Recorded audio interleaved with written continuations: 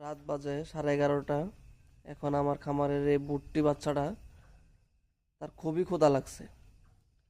অস্থির অবস্থা তার। এখন এই যে ঘাস দিলাম, সে এখন ঘাস খাইতেছে।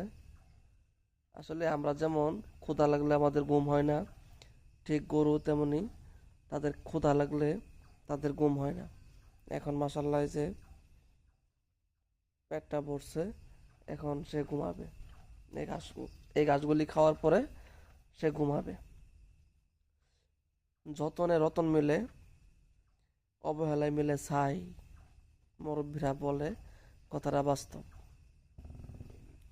আসলে একটা খামারির তখনই সফলতা ধরা দেয় যখন উনি গরুকে ভালোবাসেন। গরু রাত আর দিন নেই, তাকে চোখে চোখে রাখতে হবে। তাকে তার যখন যা প্রয়োজন তাই দিতে হবে। তখনই আপনার খামারে সফলতা আসবে। আর যদি আপনি মনে করেন যে গরু 2 বেলা খাবে, আপনি তিন তিন বেলা খাবেন, আসলে এটা হয় না। যার যা প্রয়োজন তাকে তাই দিতে হবে। একটা সফল খামারি হতে হলে তাকে প্রথমত থাকতে হবে তার ভালোবাসা, গরুর প্রতি প্রেম, তারপরে 2 হাত ভরা পরিশ্রমের দাগ।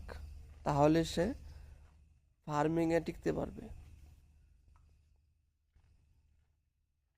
মাশাল্লাহ, কত সুন্দর করে শেখাচ্ছে।